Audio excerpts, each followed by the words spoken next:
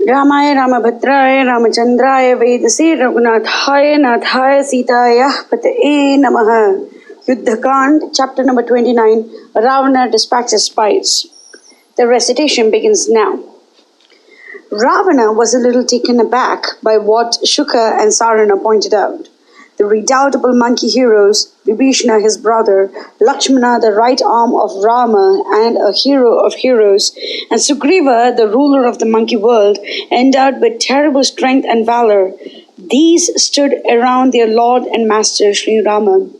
Then, furious to hear his foes praise to his face, he looked at Shuka and Saran as he stood before him with clasped hands and bowed head, and said in words faltering with wrath, "What audacity!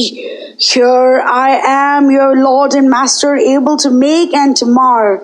You depend on him for everything, and yet you dare to speak words that are hateful to him.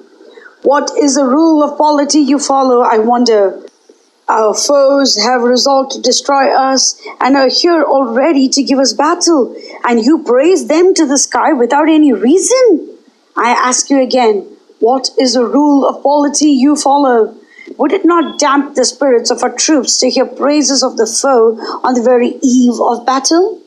The essence of the science of polity consists in the way in which the counselors should behave to their king, and it is plain that you do not know it. You have gained nothing from your contact with the teachers and practitioners of the science of government, with great men, old in years and ripe in wisdom and righteous in conduct. Or else you have forgotten what you have learned, or instead of putting your learning into practice, you only carry it as a beast its burden. Only thus can I account for the name you have had till now as men of knowledge. I must thank my own accumulated merit that I rule this kingdom, or even that I am alive, seeing that my counselors are thus innocent of the science of government. Are you not afraid of losing your lives for speaking so harshly to me? Your welfare and your ruin tremble at the tip of your ruler's tongue. The trees in the forests can catch fire and survive, but never a wretch who has incurred the wrath of a king." Then he said to himself, "To slay them out of hand is the proper regard for these wretches that praise my enemy. But when I think of the service they have rendered to me, my anger subsides." Then he said to them, "Wretches, this very moment I dismiss you from my service. Go away somewhere.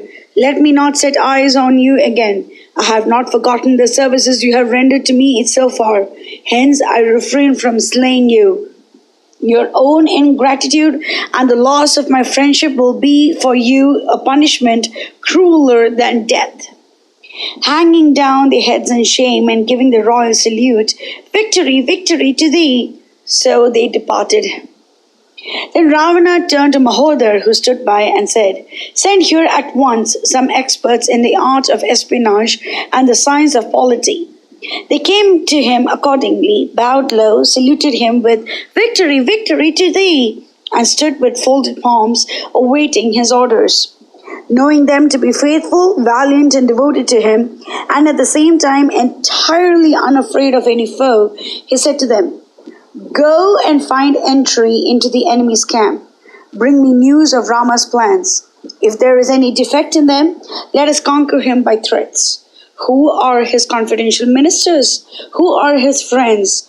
If opportunity offers, we shall alienate them from him. Does he sleep with guards around him or alone? If the latter, we shall fight him at night. How does he spend his time when awake? Is he free from care or beset by it? If the latter, I shall kill him by deceit. Is he about to lay siege to Lanka now or later on? If the latter, we shall deceive him in course of time. Be hidden and somehow gather and bring me all the useful information on all these points. Wise rulers, through good spies, learn everything about the enemies and easily defeat them in battle."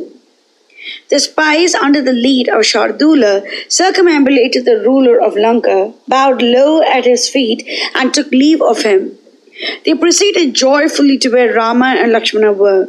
When they neared Mount Suvela, they disguised themselves and observed minutely Rama, Lakshmana, Sugriva, Vibhishana, and others. Fear came upon them more and more, and their hearts sank as they had a closer look at the monkey army.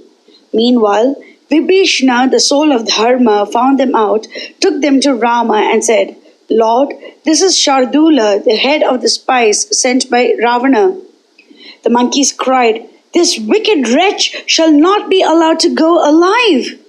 And they attempted to torture and kill him. Then Rama ordered them to desist and let him go. Then they drove him out with blows and curses and began to torture the other spies, whom also Sri Rama saved from their hands. With their minds dazed and their senses confused, they went back to Lanka, heaving sighs of pain. Since it was their function to visit other countries in disguise and bring information about them, they went to Ravana and said, Your Majesty, Rama and Lakshmana with an immeasurable force have encamped on Mount Suvela. Manglam Goslendraya Mahaniya Kunaptiye Chakravarti Dhanurjaya Sarvabhaumaya Manglam.